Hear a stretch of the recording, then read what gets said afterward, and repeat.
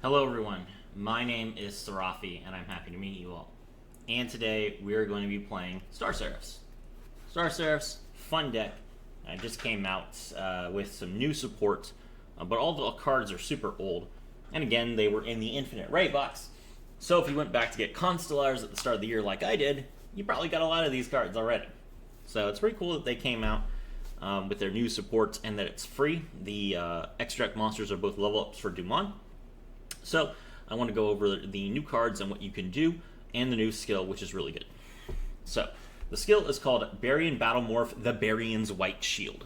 Excellent. You can only use the skill's second and third effects once per turn. You can only normal or special summon Star Seraph monsters, excluding special summons from the extra deck, and monsters on your field that can include number 102 in the original card name can attack twice each turn. Perfect. So as long as we can get number 102 or Chaos number 102 on the board, we can attack twice. And Chaos number 102 can make a monster's attack points 0 and negate its effects. So Ubel, Neos Kluger, the Blue Eyes Twin Burst Dragon, whatever your opponent is playing, as long as it's in attack position, you can just shut it down and crash into it and kill your opponent. Pretty nice. During your main phase, you can play Star Seraph monsters, one each from your deck and your hand to your field and face down defense position. So that is 2 monsters that you get to play from your hand and your deck for free, and it's once per turn, not once per duel. That is pretty strong, and it does encourage you to play a lot of monsters. So we're definitely going to be doing that. Then also, if there is a card on your opponent's field, card, not monster. Very important, because people have been abusing the fact that Sun Avalon only triggers if you have monsters. This is a much better way to do it. If there's a card on your opponent's field, send 1 monster from your field to the graveyard to Baryon Battlemorph. Regain your true form. Play 1 Star Seraph monster from your deck to your field and face down defense position. Its battle position can be changed. Then add 1 Rank Up Magic Baryon's Force from outside your deck to your hand. Okay. So you could use this with Mind Control, just like Perform Mage has been using their skill with Mind Control, or you could use it with Crackdown. And to be honest, I don't think this deck is nearly as good going first as Perform Mage is, so I have elected to play Crackdown. You could play Mind Control instead if you feel like you want to. I don't. So these skills are very, very powerful. This allows you to very easily make, either a 2 rank 4s, or you could do 3 rank 4s, depending on how much gas you have in your hand, how many cards you draw, that sort of thing. So I have kind of a very specific extra deck in mind for this deck, so that's why I've got this set up, and I'll talk about your options. Now, for the main deck, we have Star Seraph Scepter. When this card is normal or special summon, you can add 1 Star Seraph monster from your deck to your hand, except Star Scepter Seraph. An Xyz monster that was summoned using 3 or more monsters, including this card on the field as a material, gains this effect. When it is Xyz summoned, you can target 1 other card on the field, destroy it, and if you do, you can draw 1 card. Okay. It's important to note that effect misses timing, which is weird. But okay. So if you happen to somehow Xyz summon as a card effect, make sure you do it as a Chain Link 1 so that you don't miss timing with this effect, because that would be very unfortunate. But if you're just Xyz summoning normally, you don't need to worry about it. Okay. So first of all, this triggers off of a normal or a special summon. That's excellent. So you can either use Star Seraph Scepter or Star Seraph Scout as your starter. And then additionally, it's not once per turn, which means that if you draw this card off of your Star Seraph Sovereignty and then special summon it, you can then trigger the effect again and loop and do other things like that. Pretty cool. Now, this is a pretty strong pop effect, and it's in addition to whatever the Xyz monster can do. So this is just a solid all-around material. I'm only playing it at 2 because I only own 2. I would probably play this card at 3 if I could. I'd probably cut the Valhalla for it, but your mileage may vary. Next up, we have Sovereignty. Sovereignty, you should definitely play it too. Level 4 fairy monster with 800 attack, 2000 defense. Cannot be used as Exceed material for an Exceed summon, except for the Exceed summon that uses 3 or more monsters as material. If you normally or special summon a Star Seraph monster, except during the damage step, you can special summon this card from your hand, and if you do, draw 1 card. Then you can special summon it if it is a Star Seraph monster. Interesting. Cool effect. So you can trigger this effect multiple times, because it's not once per turn, and that is why Star Seraphs are kind of weird. They do very well if they can continuously loop their own effects, but it's really luck-based. You know, you gotta kind of stack your deck pretty well to make sure that you're constantly drawing cards off your chair that are monsters. But, I mean, that's why I'm playing 13 monsters in this deck. And I think it's a pretty good, ratio. Star Seraph scale, when this card is special summon, you can special summon 1 Star Seraph monster from your hand. Then you can place 1 light monster from your graveyard on top of your deck. Okay, so if you happen to have a light monster already in your graveyard somehow, then you can put it on top of your deck so that you can trigger your Star Seraph Sovereignty. Now, the skill does put a light monster in your graveyard if your opponent controls a card, but it doesn't let you special summon Star Seraph scale on its own. So you would have to, like... You would have to have... I don't know, like...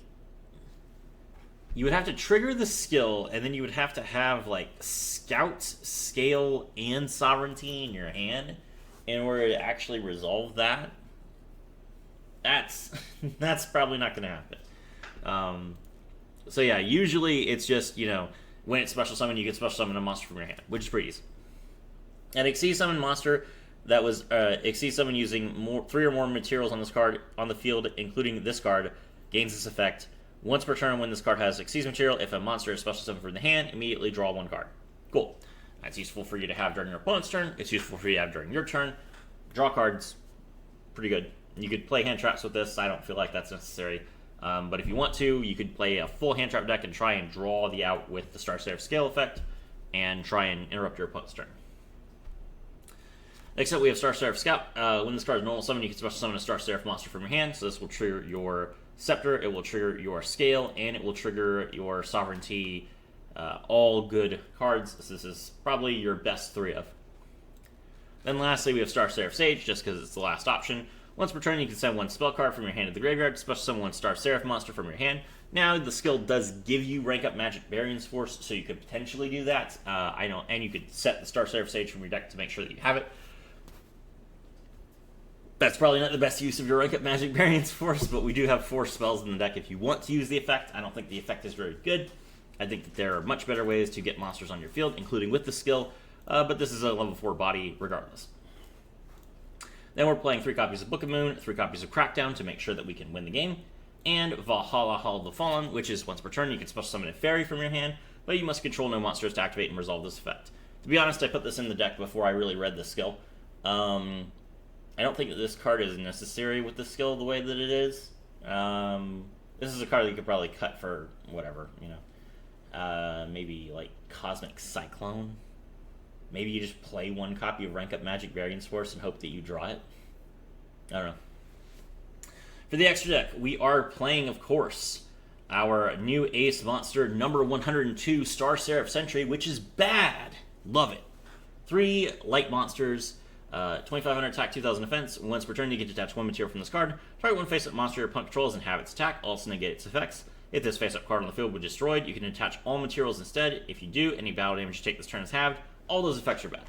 But it goes into Archfiend Seraph, which is much better, and also has a great name. Archfiend Seraph, I will call it. Anyway, 4 level 5s, 2900 attack, 2000 defense. Excellent stats. If this card would be destroyed, you can attach 2 materials from the card instead. If the last Exceed material is detached from this card, burn your opponent for 750. If this card has number 102 as material, it gains this effect. Once per turn, you can detach 1 Exceed material from this card. Target 1 face-up monster your opponent controls, change its attack to 0, and if you do, negate its effects. Both those effects are permanent, and it can attack twice. So 29 game. Easy enough.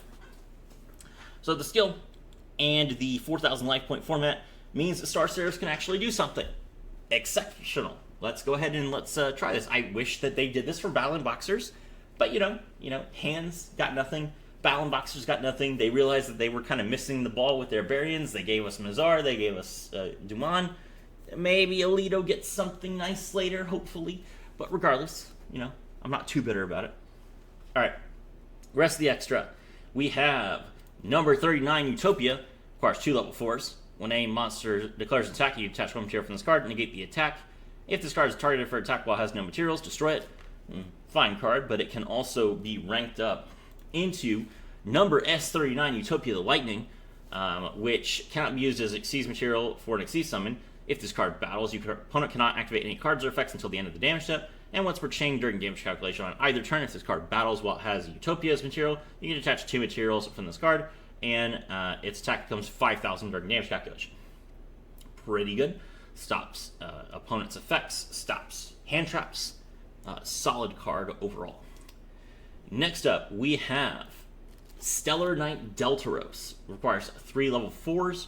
While this card has Xyz material, your opponent cannot activate the effects of cards when you normal or special summon a monster. That means that you can potentially, for example, Xyz summon Deltaros using your Star Seraph Scepter, and then your opponent, you could trigger the effect of your Deltaros to destroy a card. And if your opponent had a card like, for example, what is it called? Magic Key Transformine, which lets you destroy a card when it's summoned, that effect could not trigger. So as long as the effect is specifically on a summon, the opponent will essentially miss timing, and you will get to go ahead and use your effects and pop everything. If it's a card like, Crackdown or something, or Successor Soul, your opponent can still respond to activating an effect by doing that. So, still though, a useful effect. Once per turn, you can detach 1 material from this card, target 1 card on the field and destroy it, and if this card is sent to the graveyard, you can special summon 1 Teller Knight monster from your hand or deck. The skill prevents us from doing that, so we're not going to be special summoning Stellar Knight monsters from our hand or deck, but we will make this card using our Scepter so that we can target a card on the field and destroy it, and if we do draw a card, then target a card on the field and destroy it. So this is 2 pops for getting rid of cards, not just monsters. So you can get rid of traps, you can get rid of annoying field spells, you can get rid of Cerulean Skyfire, maybe you start off by getting rid of the Fallen Paradise, and then you, after the Fallen Paradise is gone, then you can get rid of Hamon. Options. Next up, we have Ultimate Leo Utopia Ray. This card is always treated as number Chaos 39 Utopia Ray. Once per turn, you can attach 1 material from this card, equip a Zexa weapon from your deck or extra deck to this card as if it was equipped by that monster's effects. This effect's activation effect cannot be negated, and once per turn, while this card is equipped with a Zexa weapon monster card, you can target 1 effect monster your opponent controls, negate its effects, and if you do have its attack, both those effects are permanent. So, the nice thing about the skill is that it gives us Rank Up Magic Barian's Force. And you can use Rank Up Magic Barian's Force the exact same way that you use Rank Up Magic Limited Barian's Force. So this skill is basically Order of Chaos, as well as being, Rank Up Magic Barian's Force. So you can use Rank Up Magic Barian's Force on Utopia to make Utopia Ray. Great. That's a good option. So if your opponent is playing, a powerful monster that you want to negate as a quick effect, then you would go ahead and make Utopia Ray instead. Maybe, you get 5,500 attack points, crash into something, it could win you the game. So, especially good against Yubel, because if you destroyed Yubel with Archking Seraph, it would still destroy your monster afterwards. This lets you kill your opponent in 1 hit, and etc. Leo Arms is there just to be the equip card for Ultimate Leo Utopia Ray. And then lastly, we have number 32, Shark Drake, which requires 3 monsters and allows you to, once you destroy a monster by battle, revive it, and then you get to attack again with 1,000 less attack on your opponent's side of the field. I am playing this card because it's very, very funny. This is probably the weakest card in the extra deck. You could replace this with Exoton Knight, or I guess you could put Abyss Dweller in here. I'm not a big fan of that. I don't think that Abyss Dweller is good enough right now. So, as far as what you do going first, I honestly think that if you're up against a deck that has a skill that requires your opponent to have a monster, like I think the Sacred Beast skill does, and then there's also Set Avalon's. I think you just pass. Honestly, I think you just like set your Book of Moons, set your crackdowns, and say, "Come at me." And then when your opponent tries to do something, you just interrupt them. If you can't, if you have like no back row, or if your opponent has a skill that doesn't care if you have a monster, maybe you make S39, and then you're just like, okay, you can't activate effects during the battle. My monster will win battle. You will have to remove Utopia the Lightning, and then my back row will stop you somehow. Like that's an option, but I do not think that using your monster cards to make a middling monster on turn 1 to try and limit your opponent's plays is going to win you the game. It's not. You have too many powerful effects that you can use going second, and you need so many cards in your hand that it's not really worth it in this deck to make a card like Exciton Knight on turn 1. So instead, I would hope that you go second, and if you don't go second, then just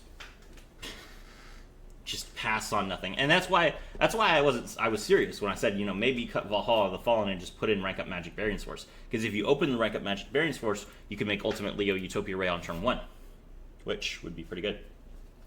Alright, let's go ahead and take a look at the replay. Alright, so we're going second against Fluffles.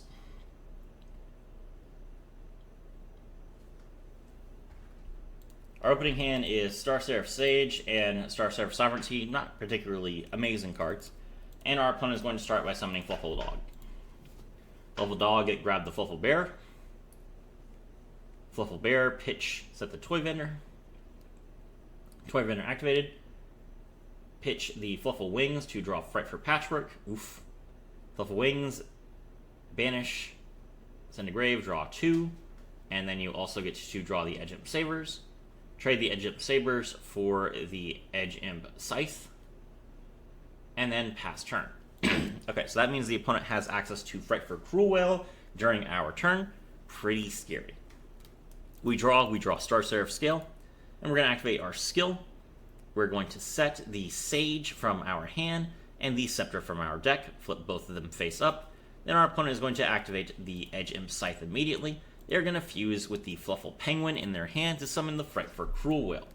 Frightful Cruel Whale's effect will activate as a Chain Link 1, and then Fluffle Penguin will activate as a Chain Link 2, which chain blocks if I had an effect that would allow me to negate the effect. Pretty smart from the opponent. So he's going to get to draw, try and get some hand traps, and he's also going to get to pop a card on the field. He discards the Edge of Chain so he could draw some good cards, and he's also going to get rid of my Star Seraph Scepter, so I can't use it as a Xyz material. He draws the Frightful Patchwork. He also, by using cards in his hand, was able to destroy the Fluffle Dog, so he still has the Frightful Cruel Whale on the field as a way to stop me from killing him. Alright, we're going to normal summon the Star Seraph Scale from our hand, which will allow us to special summon the Star Seraph Sovereignty from our hand. Then we draw a card, and we drew another Star Seraph Sovereignty. We will use the skill, send our Sage to the graveyard to play the second Scepter from our deck. Then we add the Rank Up Magic Variance Force to our hand, flip summon and Xyz into number 102. Star Seraph Scale's effect activates, and we're going to activate Star Seraph Sovereignty's effect as well. So we get to special summon Sovereignty from our hand. The opponent is going to Cruel Whale in response to raise its attack points. Because we use Scepter, we get to try and destroy his card. We also draw a card off of the Star Seraph Scale because we special summon Sovereignty from our hand. Our opponent is going to banish Edge Imp Scythe from the graveyard, which will allow them to protect the Frightful Cruel Whale from being destroyed by card effects. The Frightful Cruel Whale's attack points are now 3,900. We're going to activate Rank Up Magic Limited Barriers Force, and we're going to go into the Chaos number 102, Archfiend Neo Seraphi. Activate its effect. We reduce our opponent's life points to 1,100, then we attack again with the skill, and that's game.